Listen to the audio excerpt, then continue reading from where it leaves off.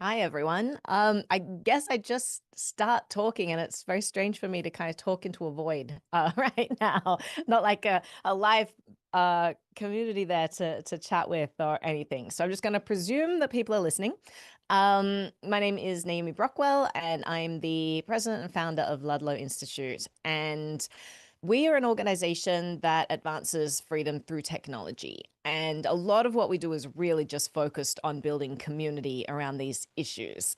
What I found when I first started Ludlow, and even before that, a decade ago, over a decade ago, when I first started creating content around decentralized technology and stuff like that, was that when you have things that are niche enough or cutting edge enough or the mainstream hasn't really adopted yet, a large part of the work you're doing is just community building. It's just teaching people why this stuff is important. And so that's really what we've been focused on at Ludlow Institute. We focus on, when I say advancing freedom through technology, we focus on decentralized technology, censorship resistant technology, privacy technology. We help people understand surveillance technology and how to avoid it.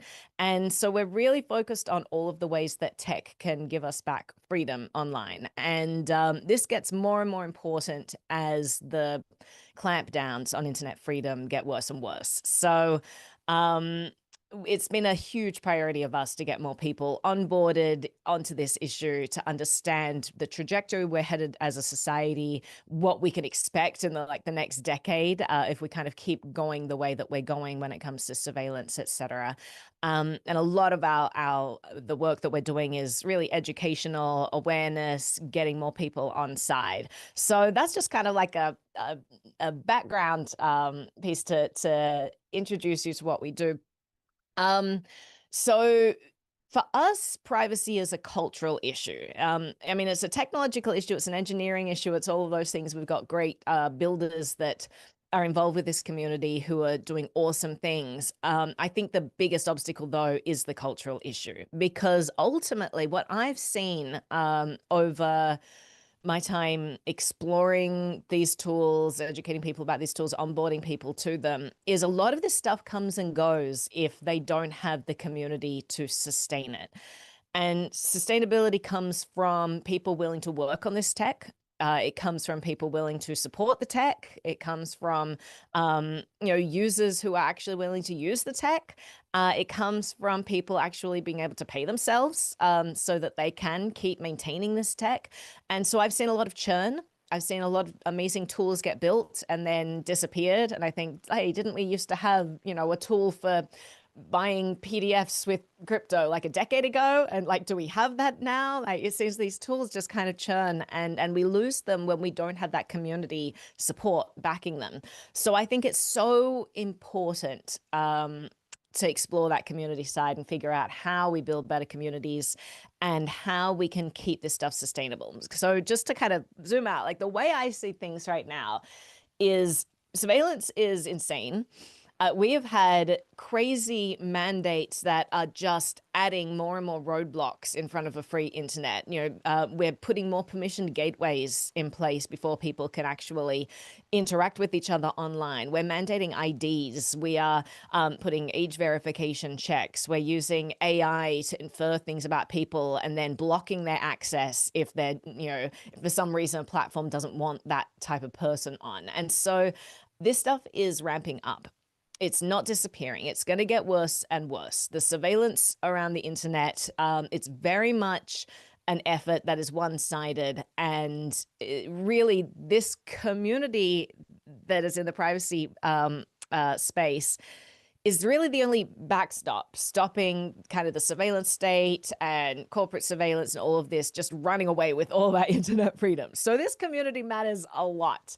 The way I see it is we basically need to build this underground railroad of privacy tools so that when all of these mandates eventually get passed, and I think it's a matter of time. Chat control just keeps getting introduced over and over. It doesn't matter whether the EU votes for it or not, just keeps getting introduced, and they get further and closer to actually being passed. So it's a matter of time before this stuff slides through. And what then? Do we lose access to all the amazing decentralized tech that people have built? I mean, the whole premise of decentralized tech, the value proposition is that is decentralized. There's no target that governments can shut down if they don't want you to use it. But unfortunately, what we've seen is that if people don't know how to use the internet privately, then it doesn't matter if a protocol is decentralized, if a protocol is censorship resistant. If governments don't want people using them, they can just target the people. And so people need to understand how to use the internet privately in order to safeguard these freedoms that have emerged around this new paradigm of decentralized technology. And so I think that right now we need to be laying that foundation and onboarding as many people as possible and proliferating these tools and getting them into as many hands as possible, because if a shutdown comes along, we need people to know that these tools exist and still have access. There may come a time when I can no longer have a channel educating people about this stuff and teaching them how to use it and all of that. So what I would love is for this content to already be out there on decentralized protocols, so it's always available. But what's more important than that is, like, even if it's out there on some decentralized protocol, if no one knows about it, then they don't know to access it and they don't know that these freedoms are possible. And so it's really important right now to make that culture shift around privacy and these issues, because we want to onboard people, many people as possible, onto this issue so that they at least know what to look for. If things get bad, they at least know what kind of information they should be seeking and what kind of technology will give them back their freedom eventually. So we really identified at Ludlow early on that privacy is this big cultural issue. And the scary thing is that it may be like the biggest obstacle. And we're up against a lot of adversaries here. So, when it comes to privacy, first of all, we started to use this shameful language around it. What have you got to hide? As if privacy is about like hiding things you should be ashamed of.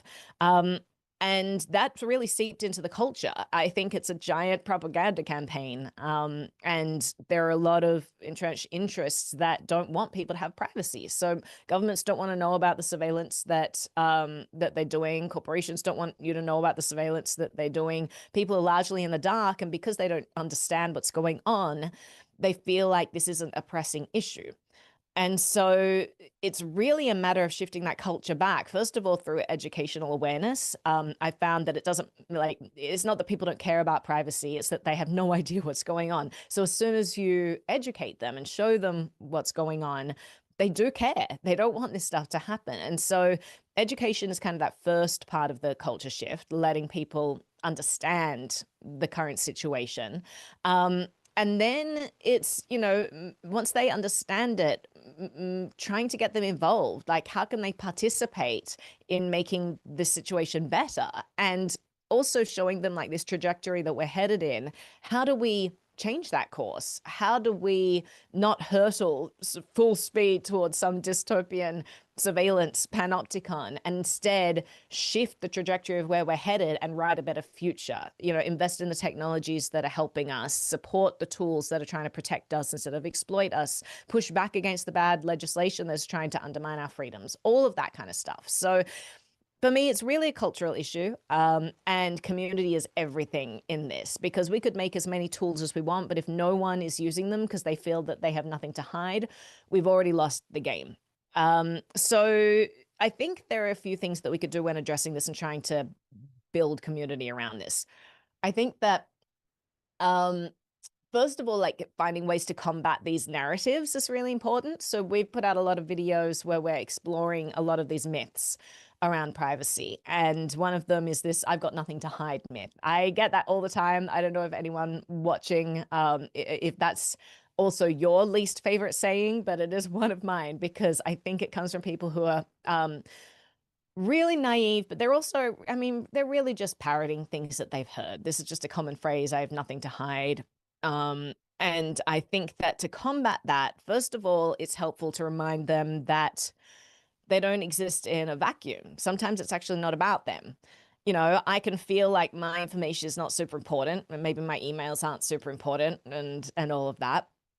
And we'll address why that's naive later. But even if I feel that my personal information isn't that important and worth protecting, I have to remember that I'm part of a society that has self-correcting mechanisms, and those self-correcting mechanisms stop working without privacy. So I am benefiting just by living my normal life from whistleblowers and investigative journalists and dissidents and opposition party members and protesters and all of these different sectors of society that demand privacy in order to do their job safely. And I benefit from them because I get to live in a society that has these self-correcting mechanisms, and this stuff all kind of works without even me being involved with it, because there are people in society who feel that this is important to focus on. So the question becomes not whether I have anything to hide, it's whether I want to live in a society where privacy is no longer possible for anyone. It's whether I want my children to live in a society where they no longer have the option of privacy. And so then it becomes a different framing of this. It's no longer about whether I can be bothered to use a better email provider that, protects people rather than exploits them, or whether I want to feed their opposition and feed their market competition and fuel the surveillance state. Instead, it becomes a question of whether I want to contribute to a future where we no longer have the option of privacy anymore, because we've been so busy fueling the competitors who, exploit people instead of actually supporting the people building the privacy tools. And that's the biggest battle I think that we come up against as a society, is mobilizing community members to care enough to make those switches when they don't feel personally affected. So at the end of the day, I think that combating these myths is super important, and just reminding people that their choices matter can go a long way. First of all, they're more empowered than they realize. A lot of people think that privacy is dead, why bother? It's just not true. But second of all, they have more responsibility than they realize. Every choice that they make, they can choose to give their money to companies that are not doing good things, or support the companies that are trying to help people. If you're giving all of your money to the people who are doing bad things, how on earth are the companies that are building the tools that try to protect people meant to compete? They just can't. They go out of business because no one is using their stuff, because everyone thinks they have nothing to hide. And that's kind of the inertia that we're fighting against here. A lot of people automatically signed up to Gmail when it came along because they were never explicitly told when they created their account, hey, this is just going to be a profiling tool where we will analyze every personal communication you ever make and flag it, and then feed it into systems that we will then send this fire hose of information to thousands of entities who will profile you and manipulate you and do all these things. And we're just going to give that to government as well. No one would have signed up for it if that were explicitly laid out. Instead, we just thought, well, this is a free email thing. I don't really understand what the internet is. I'll sign up for this. And now fast forward to 2026, everyone's on Gmail, and there's that baked in inertia. Everyone feels like they've built their entire social graph on this communication tool, and they can't switch over now. It's too late. So we really need to remind people that every single day that they continue to feed these existing systems, now that we understand what they're actually about, there's no excuse in terms of, ignorance. We understand what these systems are doing, and every day we continue to feed them. We are feeding the competitors of the people we actually want to see succeed. So it's all about reminding people that they actually have responsibility in their choices, and are they feeding a good future or are they feeding a bad future? So that's one of the reasons why we really focus on educating people about this, because we want them to understand the role that they have. We want them to understand that actually they are an important part of creating a better future. We can't just leave this up to all the people who are technologists or engineers, or maybe we leave it up to legislators and hope that someone comes to save us. Actually, we all have a role to play in our choices. And that's a big thing that we focus on in our work. So then there's also the fact that privacy is very different from every other community. So let's explore that. Everyone wants to build communities for all kinds of things, for sporting engagements, or for, pop culture things. Maybe there's book clubs, or maybe there's, school networks, whatever they are. There are all kinds of communities that we like to build. But privacy actually is unlike all of them. It's very different because privacy is all about the anonymity set. So generally, when someone joins a community, they're just adding momentum to a movement. In privacy, every person who joins adds cover they actually contribute to the safety of other people using those privacy tools. And I think that's a really important distinction. So like that means that for the privacy community, like this sense of community isn't just something that helps build momentum and is good. Like it's actually part of the infrastructure. The community is the infrastructure of privacy. And so we want as many people as possible to be using these systems, because at the end of the day, if there's one person in the world, using Tor, it's not that helpful, right? If there's one person in a shielded pool, it's not that helpful. The more people that we can add to these anonymity sets, the better, which makes privacy fundamentally different.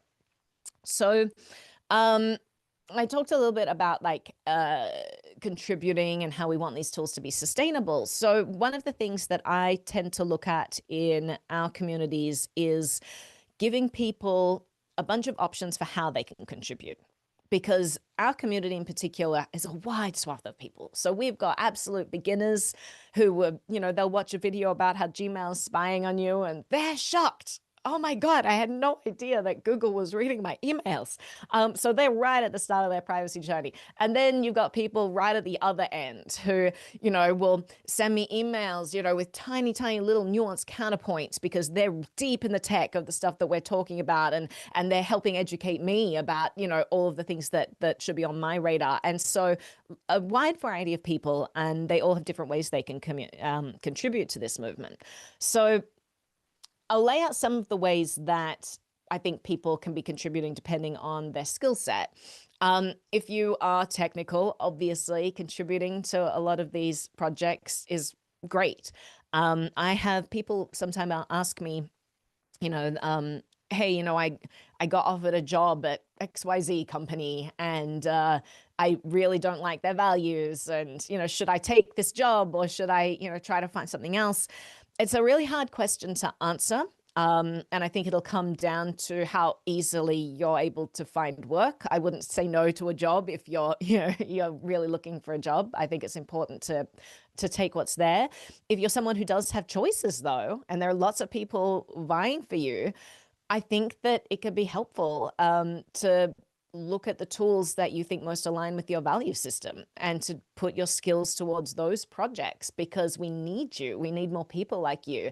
So yeah, contributing if you can. And if you do end up taking a job with a company that maybe they're not value aligned or something like that, remember that you also have other hours of the day or time that you could contribute to other things. So like open source projects, for example, you may want to use that other time to contribute to those. Maybe you can't get a sustainable job in that, but maybe you could still find ways to contribute. So that's something to consider. If you're not technical, there are all kinds of ways that you can contribute. So one of the things that we have the NBTV members chat on Signal. So anyone who becomes a member at Ludlow, they get access to this chat that I just adore, because it's this vibrant community of people who, they're all there to learn, but a lot of them are there to share their experiences as well. And so we have people who are trying out new tools, and some people are asking questions, and, other community members are able to field them. Some people are giving tips. Hey, I just signed up for this thing. Did you know that this happens? Here's how you can protect yourself. You have people who are now writing their own blog posts and sharing those. It just becomes this wonderful space for people to participate and share what they've learned and ask for advice. And they kind of had this inbuilt network of aligned people who understand the issues, have solidarity, and can empathize with these situations. And they also are sharing resources. So this is something that can be done outside of any sort of like members chat or a group chat like that. We could extrapolate from this and apply this to any of the tools out there. Like a lot of the open source tools out there need more people to use them and to give feedback about the UX. Maybe they're not catching all the bugs. They probably would appreciate you contributing pull requests or something like that. They could appreciate you going into their community forums and giving feedback so that they know what's going on. I've found that a lot of companies have been really receptive when I've given suggestions. Like, for example, Signal, they have their username feature that they added recently. And I've had a 100% failure rate with getting people onto username. I mean, 100% failure rate with people searching for me. If they have not used the username function and I give them my username, they will immediately go to that universal search bar within Signal and type in my username, because that's where you'd expect to search for someone's username. Signal has this weird UX where that's not actually where you search for universal usernames. That was a local search, and a lot of people didn't realize that. You were just searching your local chat history and your local contacts when you used that search field. To add someone's username on Signal, you had to go to compose. So when you first meet someone, you're like, oh yeah, let's share Signal. You actually have to go and write a message, and only then can you search by someone's username. So like that was something that I brought to the CTO a little while ago, like, hey, this is some experience from onboarding, like, hundreds of people onto this. It may be something you would consider. And that's the type of feedback that can be really helpful if you're, building these tools and you're unsure how users are actually interacting with them. Getting that feedback and having an area where there's some sort of a forum where people can actually give you that feedback and give suggestions can be so helpful, because then you understand like how to make it better. And a lot of the people building this stuff do just want to make this stuff better. I would also say when you're giving feedback, like, don't be an asshole. It's a really great tip right there. I get two types of emails to me. One of them is, Naomi, you're a horrendous person in the world because you didn't talk about this thing that I like, or you got this one thing wrong, or you're, awful and should die of cancer, or, people will write with such vitriol when they have feedback. And you can bet that I just don't read those emails. There's another type of email that I get that says, hey, I really appreciate the time that you're putting into putting out this free educational content. Here is some suggestions of things that you could cover, or here is something that may not be on your radar that's helpful, or here is something that, I think this is a good way of framing it that you may want to use in future videos. I love those emails. I relish smart people writing to me and giving me feedback, because I think that with that support, we all grow and we all get better. And I'm I don't want to be an island where I'm just having to rely on myself. Like I can absolutely have tremendous room to grow and improve from people much smarter than me giving me feedback. But I think we have to be mindful of how we present feedback. I, unfortunately, see a huge number of people online in the comments on Twitter. There'll be tech projects, and instead of giving that tech project feedback that would actually be helpful, they're just looking for an opportunity to flex and get some sort of like social brownie point. They just want to be seen as like, being smart. They made a point, they made a dunk on someone, and it makes them feel smart and it makes them feel good. It doesn't get us anywhere as a privacy community to do that stuff. And I really implore you to never do that stuff. There is always a nicer way that you can frame things when you are interacting with people online. If you have feedback that will help someone's project, or if you're skeptical about a project and you want more, questions, like, don't lead with your skepticism and demand that you're entitled to that person explaining themselves to you. Like, there are much better ways to frame these that can actually grow this movement and build bridges. I think that we have too many enemies to be focusing on schisms between different privacy focused people. So that's a big tip that I would give to people anytime that you're giving like public feedback or sending an email to someone. Lead with kindness and benefit of the doubt.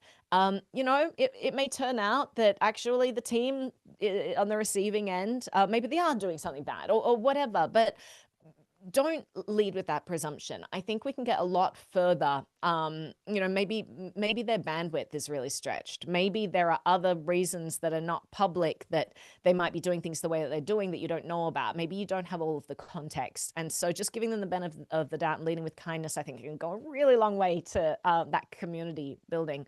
I will give a shout out. So I think that a really great group that is doing some great community building right now. So Web3 privacy, they spoke at the start of this conference today, but one of the values that they're leading with is like when, they're not going to be project specific. They solicit suggestions from everyone in the privacy space, everyone even orthogonal to the privacy space, adjacent, so you're somewhat related, and they get everyone to pitch their own tech stack because they understand that everyone has their own value system and their own priorities and the tools that they're using, and they want to hear what all of the people are doing. And so I think that the fact that they are tool agnostic is really powerful, because what they're doing is they're identifying that the way to unite people is under this common premise. Like, we all care about privacy. All right, so that's the uniting part. Do we have to have schisms about which privacy tool is best? Maybe this isn't the right forum for it, right? Maybe we're just here to unite people with the culture of privacy, and it's okay that people use different tools. And I really like that. I think that we can get very tribal. It's human nature, unfortunately, but I think that this is exacerbated in an era where there's so much polarization online. And so we have to be pretty mindful of that kind of polarization working its way into everything that we do. Like, if we agree 99% on people, do we have to have roaring arguments with them, or can we just find the way to work together on that 99%? I think is the focus here. And I will mention, when it comes to polarization, a lot of people don't realize that this polarized world, a lot of it has come about because of surveillance. When entities know so much about you, when they collect so much data about you, they know exactly how to push your buttons. And unfortunately, a lot of these sites that we participate in are engagement driven, and you get the most engagement when people are outraged. And that's just the current reality of things. We have systems that understand exactly how to push our buttons. They are purposely trying to enrage us in order to create engagement.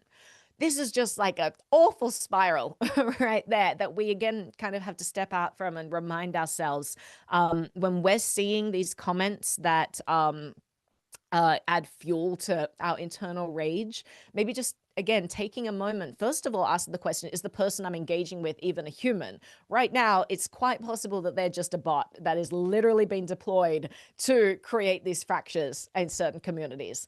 So take a moment and just ask that question.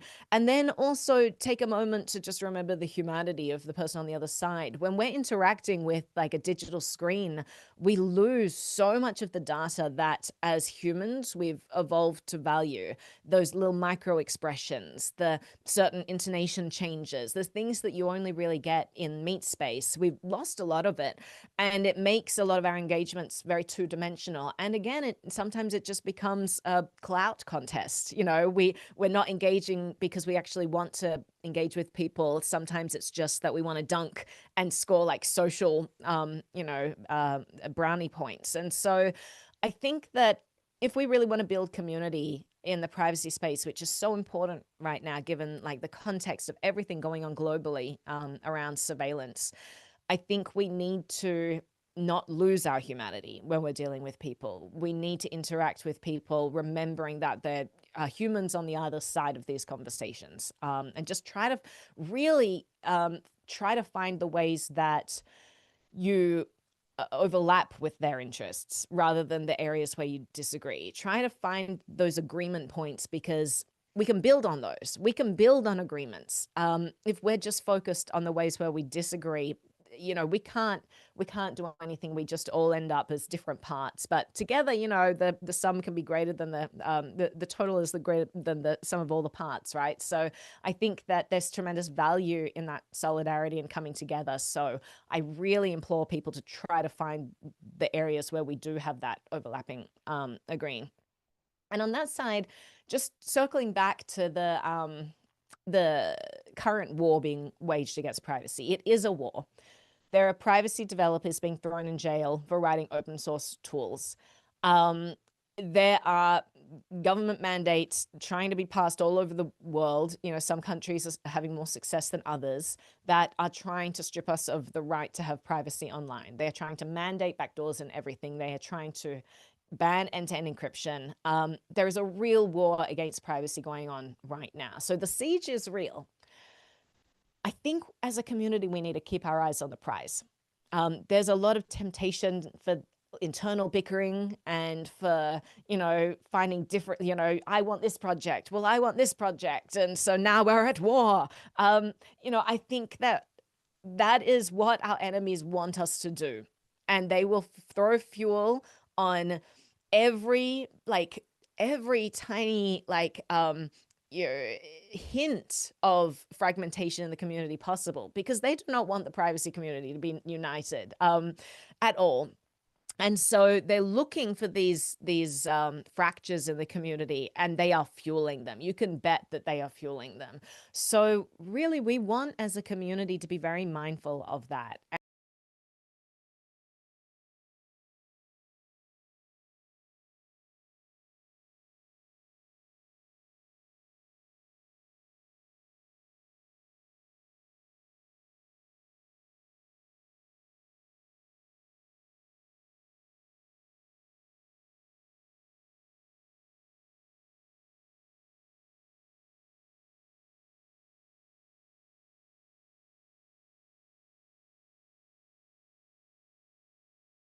But I do worry about that fracturing.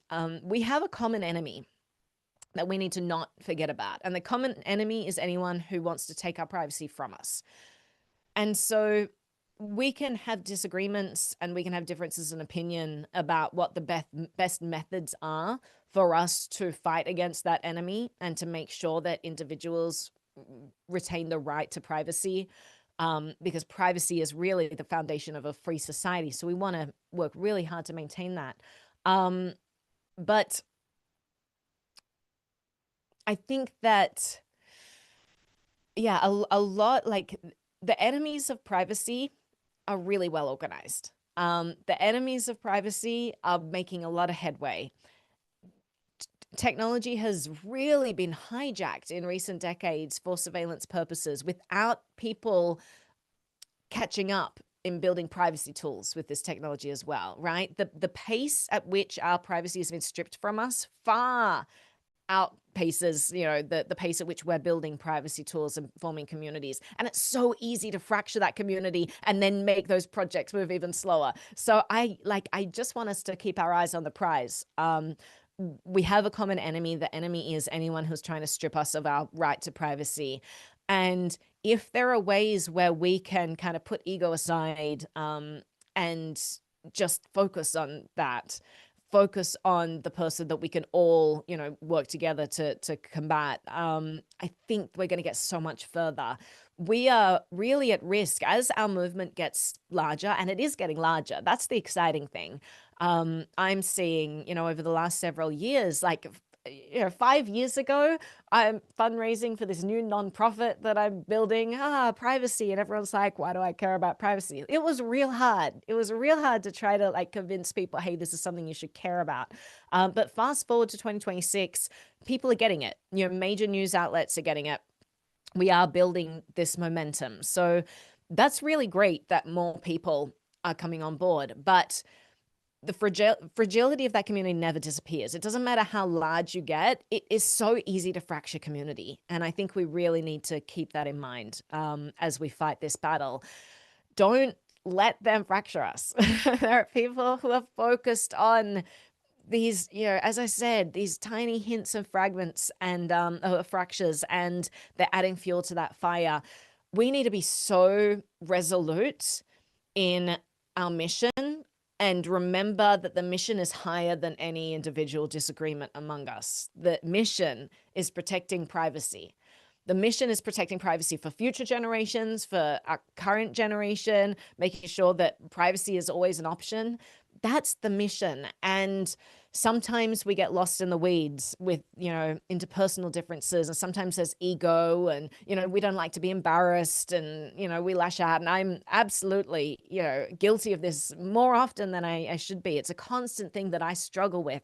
And I think all of us struggle with, but I think it is a really important thing for us to work on improving, because if we let ego come in and it becomes more about us winning a personal battle, I think we lose as a society. This is kind of an existential moment for us where I feel like we have a limited window where we can fortify the privacy tools that we have before a wave of mandates start to be rolled out, and start blocking those opportunities. And so this is the time where we'll just like forget that kind of political nonsense and just stick together and just get as far as we can. Like, we have to move as fast as we can right now, and we can't do that if we're constantly trying to trip each other up. So that's just another thing I wanted to mention as we're focused on community building, is just keeping our eyes on the prize.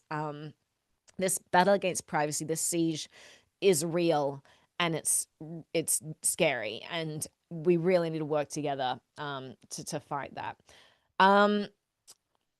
So one thing I've noticed recently, and I don't know whether we wanted to go into any audience questions this and after, but I don't know if there have been any.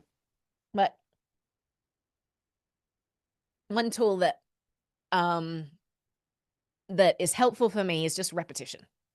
And so I would encourage you all, as you're figuring out, how do I better communicate privacy? How do I make people understand this is important? Repetition is great. I find that when someone hears something once, privacy is important, they dismiss it if it's something that is not familiar to them. And then you tell them again, privacy is important. And they're like, oh, I've heard that before, but I still don't agree with it. You tell them again, privacy is important. And they say, I've heard that before. And then you tell them again, privacy is important. And they say, yeah, I've heard that before. It resonates with me. It's very familiar to them at this stage. You repeat something enough times, and eventually people just start thinking that it was their idea.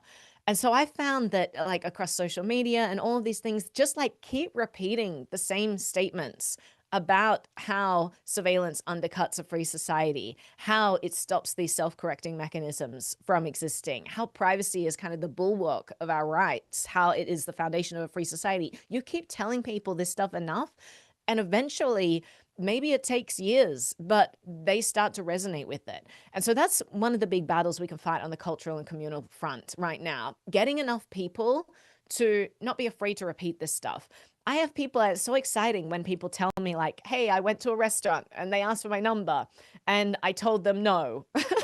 And I'm like, that's an epic win because they felt brave enough. It seems so silly. It's this tiny little thing, but they felt brave enough normalizing their own privacy boundaries. They don't want to give away their number, but they kind of feel this social obligation. Oh, well, it's accepted. It's normalized. I'll just go along with it because I don't want to create a hassle. And so to see people start to have their own privacy boundaries and feel brave enough to exercise them, is really great. So just normalizing that, the more conversations you can kind of get into. Again, don't be an asshole, but sometimes it's okay to stand up for your rights and very nicely and kindly explain it.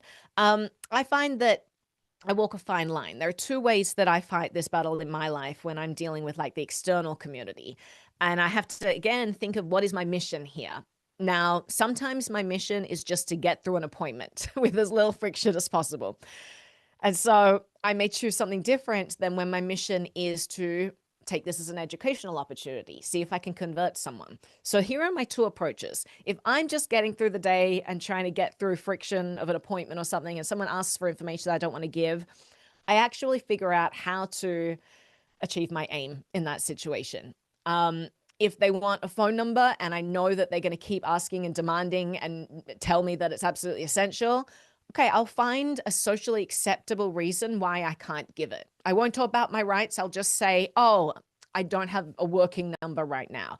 I will talk about how maybe my phone's broken or maybe my plan has run out or something. That's a socially acceptable reason. The person will understand this, so they'll move on. They'll say, oh, well, just circle back when you get one and we'll add it in later.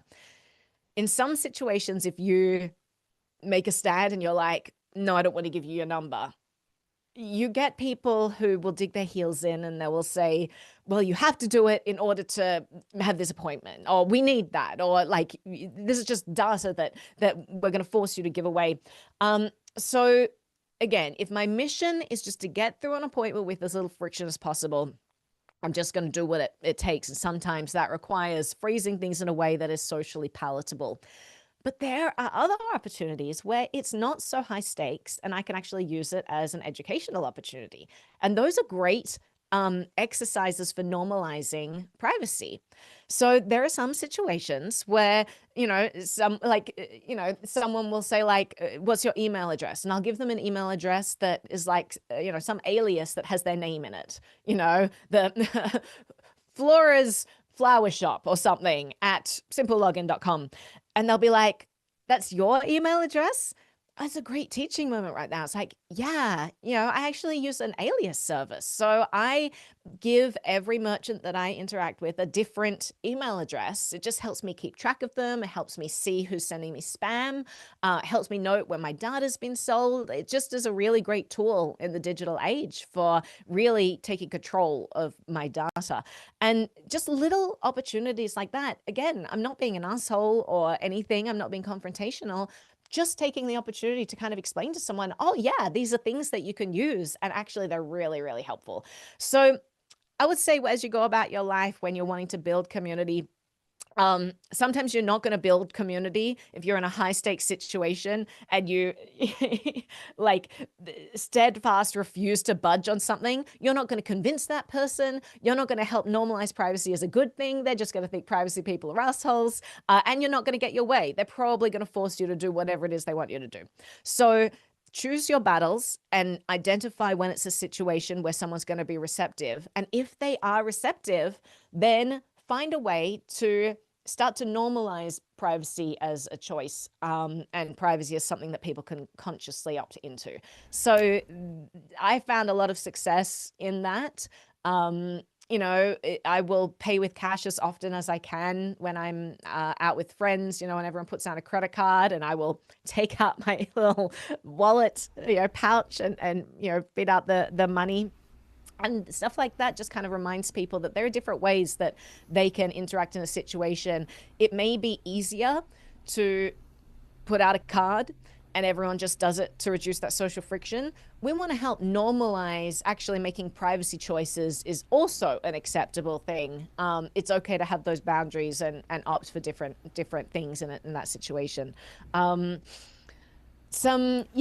think that just kind of choosing those moments and trying to, again, eyes on the prize. What is your mission in this? If the mission is to actually have a teaching moment and try to use this as an opportunity to convince someone, make them a convert, being an asshole and just laying down the law and telling them that you demand your rights is not going to win them over.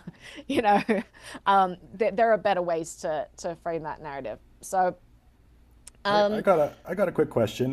yeah. Some of the best, or some of the folks that are best in privacy, they're surprisingly hard to find because their culture is in privacy. So what do you recommend, like the discoverability? How do you find these communities who are necessarily underground? So start again from that. It's talking about like what kind of communities are they after? Just like people who are sharing information about this stuff, sharing advice, that kind of thing. Just any community that's maybe off the radar that values privacy in general. They tend to be very hard to find, but that doesn't mean they don't exist.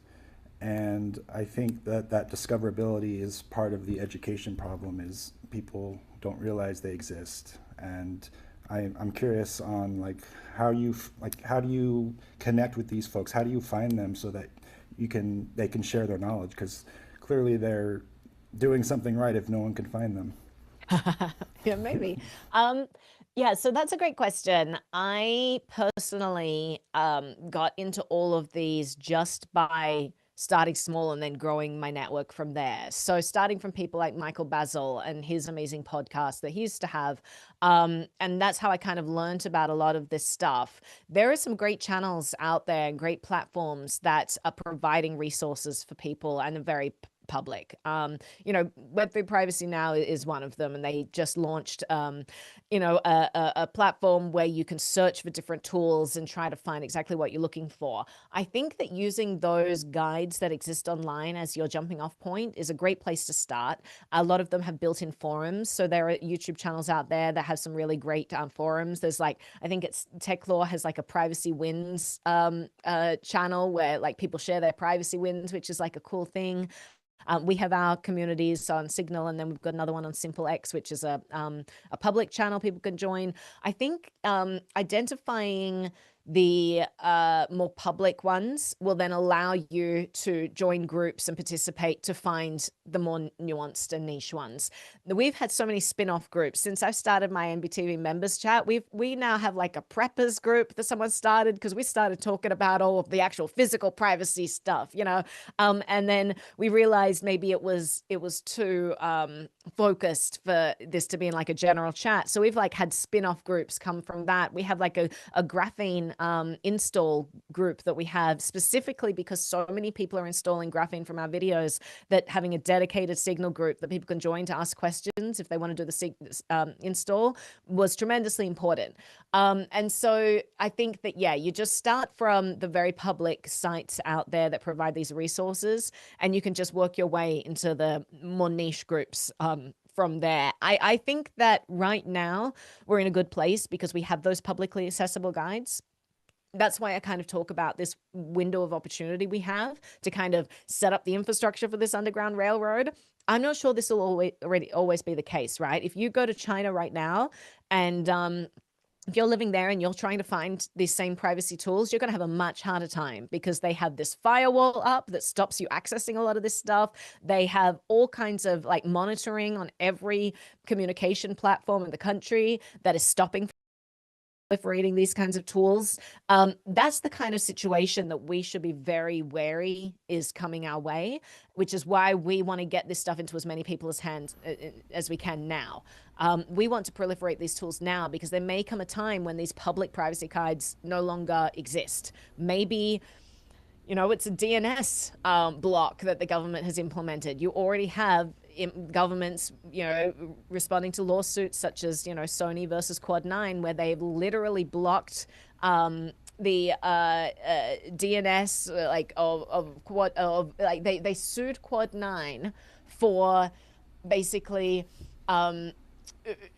retrieving IP addresses from URLs and DNS queries because they were part of the infrastructure of the internet. But Sony said, well, no, you're giving people IP addresses for like pirating websites and things like that. And they're like, we're just infrastructure. We're not doing anything. Like, we don't even have clients. Sony won the lawsuit. You already have governments around the world literally targeting the infrastructure of the internet. So there may come a time where they decide privacy is too dangerous. Cryptocurrency is too dangerous. All of this stuff is banned. You can no longer resolve a URL to an IP address. And we no longer have these public guides. I think that we need to have some pretty robust communities being set up now so people are already in these networks. Because at the end of the day, if someone's already using this decentralized tooling and they know how to use the internet privately, they're going to be fine. The problem is that 99% of the population is not going to be fine. And that's going to be the society we all have to live in as part of. So we want to bring as many people on board as possible right now, get them to learn about this stuff so they know where the resources are, so that when this stuff finally, you know, if it ever gets to a situation where that communication, that sharing of information gets stifled, we still have options. We still have a glimmer of hope to turn things around. Great. This kind of leads us into our next question by Alchemy DC. It's a little more direct, and it's related in the sense that it's an AI base, which is kind of the counterpart of privacy. He asked, what are best practices for privately leveraging the power of AI? Do I need to spend a fortune on hardware in order to local inference? And do you trust Confer or Venice? What other providers do you recommend for private cloud AI? So it kind of centralizes on the AI topic. Yeah. Great question. So there's definitely a spectrum when it comes to AI. I use everything across the spectrum currently. You know, there are better tools that tend to be less good for privacy, but maybe it's for a public video that I'm putting out there. So I'm okay, you know, if this is all public, maybe I'm okay with using that.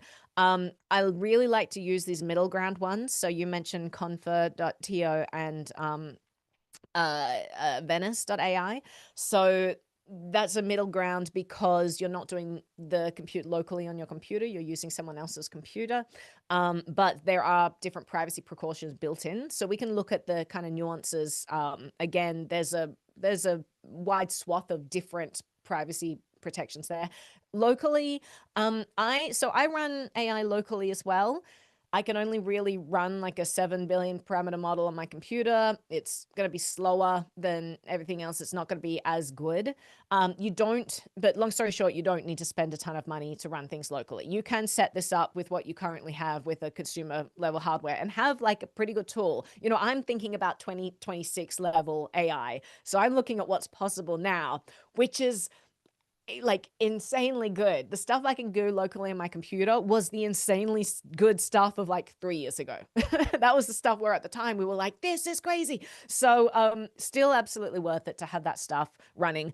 I know of at least 4 companies that are coming out with kind of plug and play boxes that are pretty reasonably priced hardware setups where they already have models installed. They will automatically update. They will kind of keep this thing maintained for you.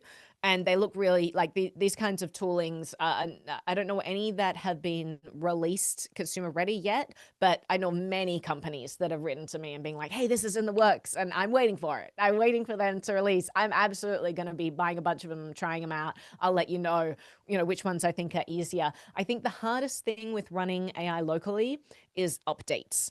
Updates are a nightmare when you're dealing with like Docker containers. It's you set this stuff up, but like it's really hard to kind of maintain this stuff. So just keep that in mind. If you have like a spare computer that you don't really use for anything else, it may be worthwhile kind of just setting this stuff up so that if you're not like connecting to the internet, updates don't become as important for that. That may be something that you might want to consider. In the middle ground, there are some really cool options. So something that I use frequently is Brave's Leo.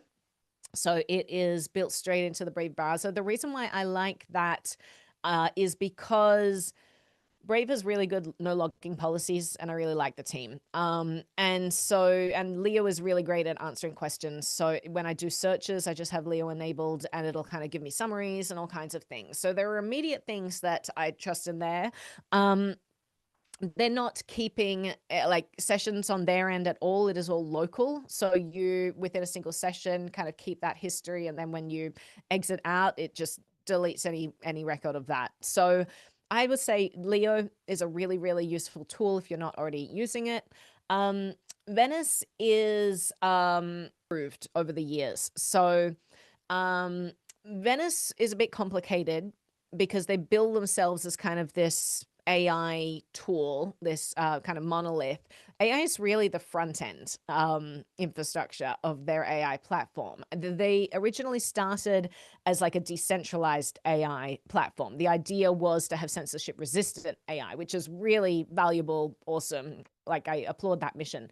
But it can be antithetical to privacy in some ways. So for example, they had a lot of great privacy precautions for the front end, but a lot of things that people didn't realize is when they send that request out, they didn't have control over the logging policies of whoever was doing the compute on the back end. And they were using kind of like things like a cache, like an Airbnb for GPU compute on the back end. So you really didn't know who was collecting that information. So one thing that I let people know when they use it, I use it all the time, just for the record, but I just am careful not to dox myself.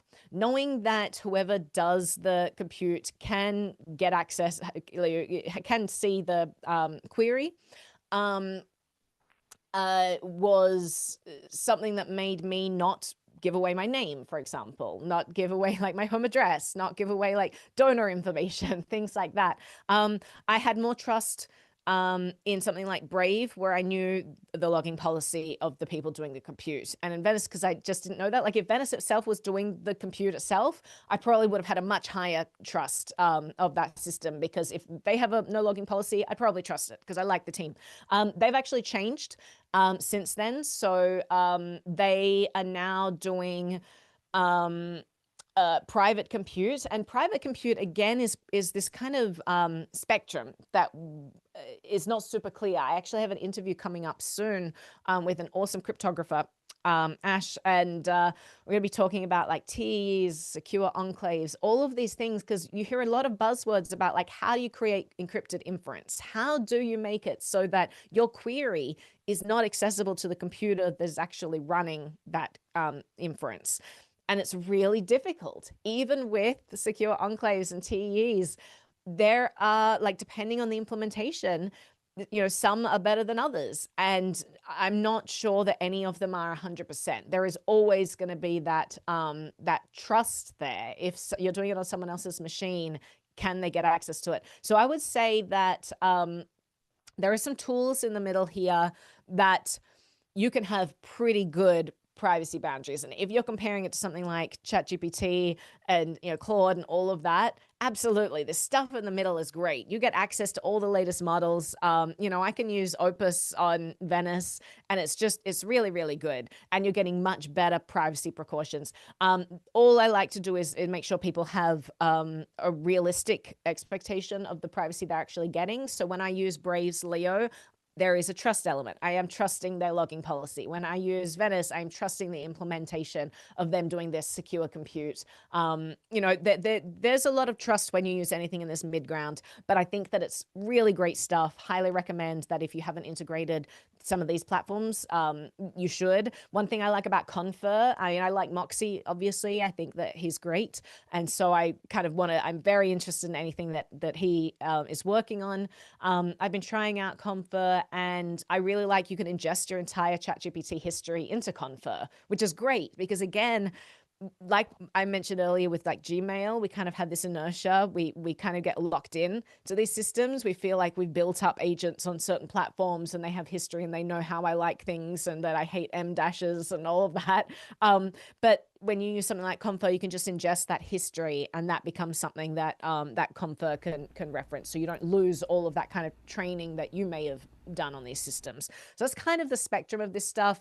I will just give like a giant warning of everything on the far end, the perplexities and the ChatGPTs and the Claudes and all of that. These are absolutely there's direct line of communication with law enforcement with these. People need to understand that everything they are writing not only is attributable to them in a centralized account that they have signed up for and given their phone number, but they're also flagging and analyzing these queries in real time, and they are notifying law enforcement of anything that's suspicious. This gets dangerous because anything can be taken out of context, and AI is not yet good at understanding that context. And there have been so many cases of things being flagged, and this is strange. Like, this is all data that, again, is being sent to law enforcement as like flags. Like, I saw someone in one of the groups that I was in got a letter from the FBI because their gun license had been rejected, and the reason cited was LLM queries, something like ChatGPT questions that have been asked. So something about, like, they'd asked about medical marijuana, and they'd mentioned being depressed. And, we're using these things as our, psychologist and therapist and medical provider and all of this stuff. We're using LLMs for very personal things. But because this person had mentioned drug use and a state of mind where they were feeling depressed, they were denied. And that's kind of shocking that we literally have these direct lines of communication with law enforcement. So just a big flag there. If you're, an immigrant and you're looking up immigration status stuff, that stuff might be taken out of context to deny you a visa. If you are setting up a company and you're asking, like, what's the best way to do this, that might be flagged by the IRS because now they're saying you're trying to evade taxes or something by the way you phrase something. Even if these things are not true at all, this stuff can all be used against you. And we've seen in trials like Roman Storm, if you watched his trial, the number of things where they just took his chat logs and took things completely out of context. People can paint whatever picture they want with all the fragments of your life. And so if you are giving more and more fragments of your life to these centralized systems that are attributable to you, you are handing over a tremendous amount of power and it's going to be very dangerous if anyone decides to like scrutinize or look closely, or if you ever become problematic, become a protester, dissident, anything. So just be aware, this stuff gets taken out of context. You should be very wary of just handing complete access to your most personal conversations. Okay, yeah, I actually got another question in relation to this. Elise asked, what should people be auditing on their own devices right now to possibly limit passive AI data collection? Is that even possible? And maybe you can explain if you know how to do it, maybe at a basic level. Yeah, that's a great question. Depends what operating system you're on. So the computer I'm currently using is a Mac. Um, I use it because Adobe is part of my everyday tooling. I am a video editor by profession, and so I use the Adobe suite. Adobe is total spyware. It's insane how much access it asks for and how many servers it tries to connect to. The reason I know this is because I use Little Snitch. So Little Snitch is like a reverse firewall. Generally, you know, firewalls will stop like incoming traffic. Little Snitch is there to basically notify you of any outgoing traffic. What programs on my computer are trying to ping random servers? Where are they trying to ping? What sites are these used for? Can we tell anything about the IP addresses? So Little Snitch will basically, if you have it on a mode that sends you alerts in real time, it will send you the IP address, the program that is trying to link to it. It will show you a map of where it estimates that IP address is located, and it will tell you something about the program that is like requesting this. It's it's so jargony. I get these things, and half the time I don't even know whether to accept the connection or not. Like, if I deny it, is my computer going to break? You know, if I accept it, have I just let China, you know, monitor my communications? So I found that actually LLMs are an amazing use case for this. I screenshot that pop-up, send it to the LLM, and I've told the LLM I'm a privacy preserving person. If this isn't going to break my machine, tell me that I can, you know, turn it off. And so the LLM will say, oh, well, this is to this advertising network. They're doing this, you know, because they're sharing data with this. If it absolutely will not break your computer, you can deny that request. So that's one of the tools that I use. I'm actually working on something to try to automate that process so I don't have to screenshot everything. I'm working on an integration so that's an automatic process. It'll just explain to me what these pop-ups are. But that's one example of how you can monitor the telemetry of your machine. By having one of these reverse firewalls monitor outbound traffic and like tell you, okay, well, which system process is doing that, which application process is trying to make that connection, where are they trying to make it, what do we know about the IP address? This is all stuff that could be instantly queried now that we have AI, and it's a great use case for trying to patch some of that outbound telemetry going on machines. Awesome. We got another question from Gordones TV. What is the best way to teach someone about online safety? Yeah. Okay. The best way to teach them about online safety. It depends whether you mean online safety or online privacy. They can be slightly different things. Let's talk about safety first, because that was the exact word you used. I have a friend who's working on a project about this right now, and it's brilliant. So one thing that that he does is he trains people how to spot scams. So when you're coming to safety, we have to understand that the current landscape is a minefield. It's a war zone out there. It has become easier than ever to mass deploy scams to the entire world with the click of a button. And these can be personally tailored scams. No longer general scams that are easily spottable, but we're talking spear phishing attacks against individualized people, because AI systems are able to aggregate data about us in bulk and then deploy things en masse, just instantaneously filling in, you know, personal information and things. So, you know, things like voice, like emulation is scary. You know, you could get a call from who you think is your brother, and they could be, you know, telling you all these bad things have happened. You need to send them money, and it might not be your brother at all. I think that a good way to train people on how to spot these scams is to put them in an adversarial role and have them try out, you know, think in the mindset of the wolf themselves, right? Try to figure out If you were trying to trick someone, how would you do it? And it will make you more attuned to seeing those things in your life. You should absolutely have boundaries, like hardline boundaries, with like, don't click on links in emails. It doesn't matter whether it's someone in your own team that sent it. You don't click on links in emails. That's a good boundary to have. You should have safe words with your family and friends. So if you do get a call and you think it's someone that you know, have a safe word, and you should decide on that safe word, you know, ideally face to face if you can, or through a communication channel that you trust and ideally has disappearing messages. But decide on that safe word. Make sure you set it up with everyone that you are close with. That's going to get more and more important. I think that for online privacy, the best way to teach people is to not start with the hard stuff. So we have like 700 videos on our channel. And these videos were created as I progressed along my privacy journey. So every video that we've done is something I've implemented in my life. And that means that, okay, I already did changing my browser, and that was years ago. And now I'm doing some like weird esoteric thing over here. The problem is people will come to our channel and they'll start with that latest video. And I'm like, whoa, no. Go back to the start. Go back to the easy stuff. People will often look at some of this hard stuff I'm putting out and ask me questions about how to implement it. And I'm like, you're still writing me from a Gmail account. You should not be implementing that. You should be going back there and focused on email right now.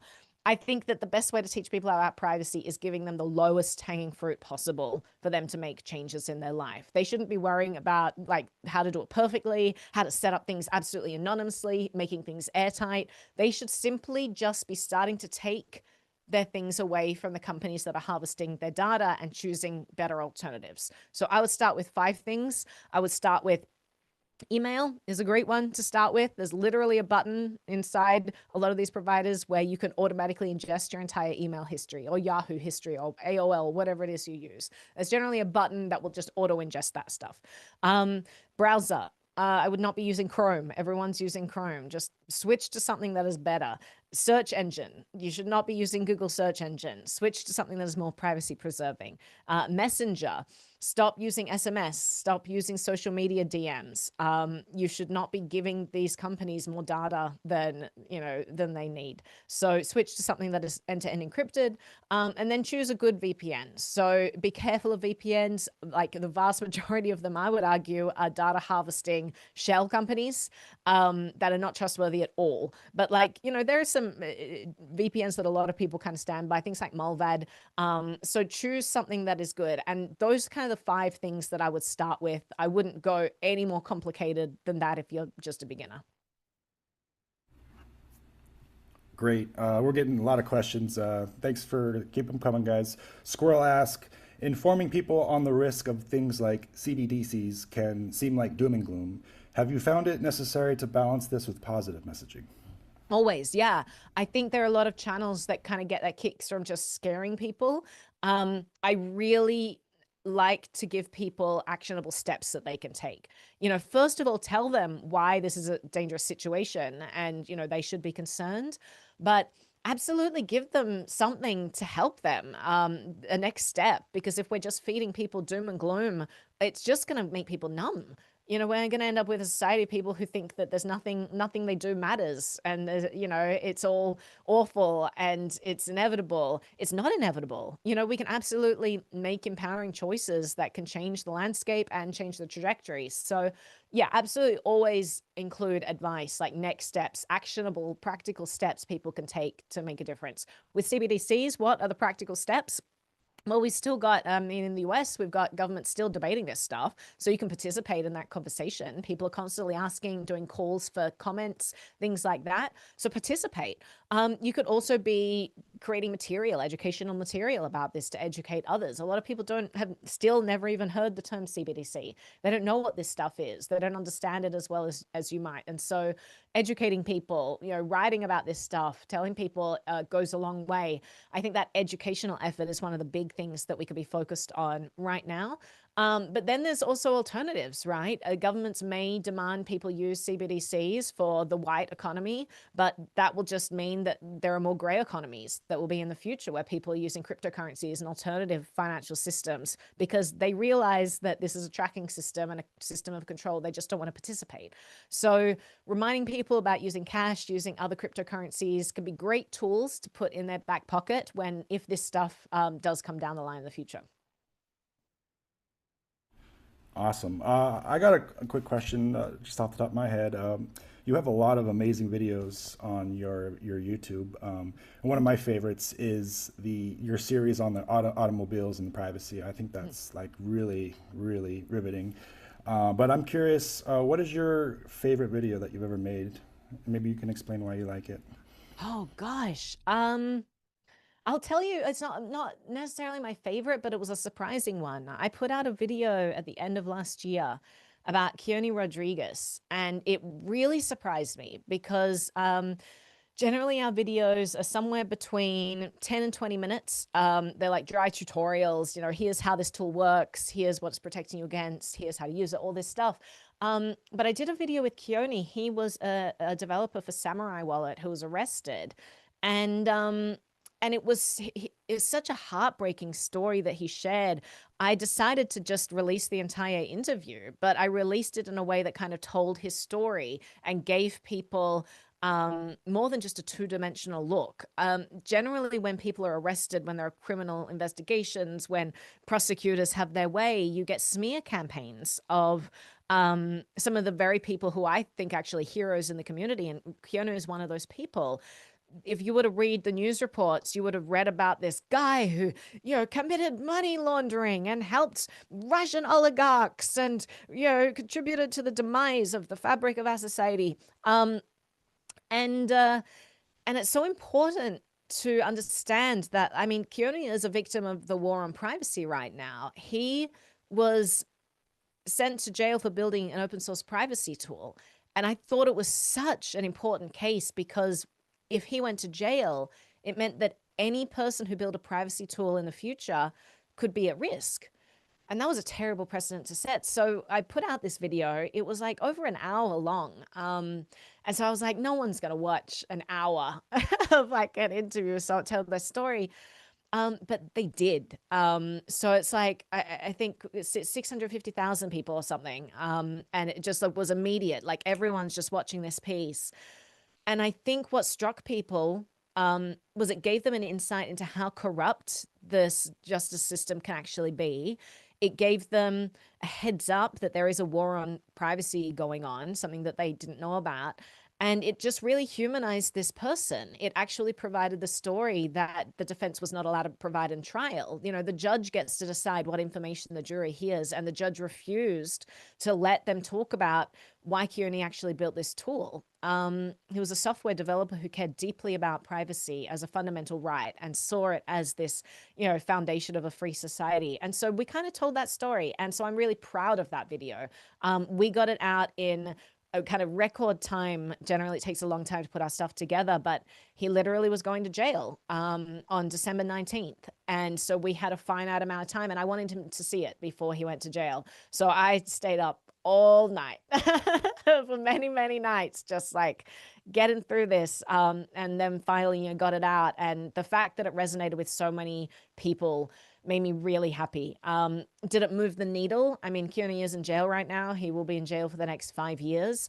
It got a lot of people talking about this. And I'm still hopeful. I mean, they're looking at presidential pardons right now. There is hope that maybe something can be done there.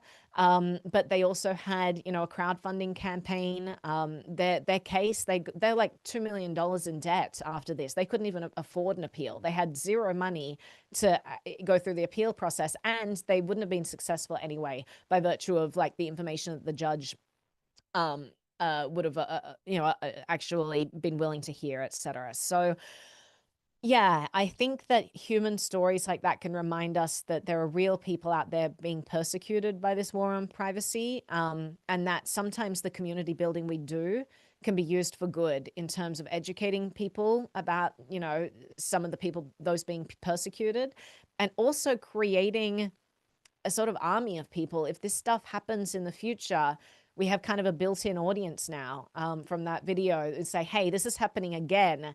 Maybe we could preempt it the next time. I don't know. But I just want to see more awareness about this stuff out there, because it does move people. And I really want these stories to not be in vain, right? I don't want these people to go to jail for nothing. I want people to learn about them, get outraged about this case, and start to fight back. And if this story can help provide some of that fuel that gets people fired up about the current situation, then, you know, I hope that it made some sort of impact. Yeah, I couldn't agree more. I think we got time for a few more questions, and then we can start to wrap up. Gordon, Gordona's TV has a question regarding, in the context of building online communities, the trade-offs between the tools that we use. If we're advocating for privacy, is it contradictory to use and consume YouTube versus other tools? How do you weigh those trade-offs, and when you decide what tools to use? There's a difference between the tools that I personally use and the vehicles that I use to get information out. So I'll start with the vehicles that I use to get information out. We are on YouTube, we are on TikTok, we are on Instagram, we are on Facebook, we're on LinkedIn. These are all entities that I abhor. I think that, like, you know, I'm on channels with people I disagree with. I'm on, you know, talking to people in person that I dislike. I'm everywhere that I can possibly be. It doesn't matter to me, you know, like where we're spreading this message, as long as we're, you know, everyone deserves privacy, right? This is not an ideological battle for me where I'm trying to convince people of my value system. This is me trying to convince someone with any value system whatsoever that privacy is important. I mean, the reality is that if you're on YouTube and you're using Gmail, you probably don't understand the importance of privacy enough. So that's where we needed to go, you know? We need to be in front of the people who actually can benefit from this. What's surprising to me is sometimes we'll put out like TikTok sketches and it'll be like super basic things that you and I would obviously know about, but the audience will be so surprised that this kind of surveillance has happened. They've never heard of this stuff before. They're in an echo chamber. So I think that should be the aim of everyone, is to try to get into these echo chambers, find whatever you can to find that bridge and connection to get into all of these echo chambers, to educate people about all of this. They don't know this stuff is going on. So yeah, so if you come to my channel through YouTube, that's great. Happy to have you. If you then want to move to a more privacy focused one after you've already discovered us, you can get all of our information on minds.com. You can get it all on odyssey.com. You can get it all on Rumble, on like countless BitChute. Like we're on so many platforms out there. So you're not forced to consume us on platforms that are not privacy preserving. You can get the same information in something that aligns with your value system. But yeah, we are intentionally going after the people who need this information. So we're going to where the people are.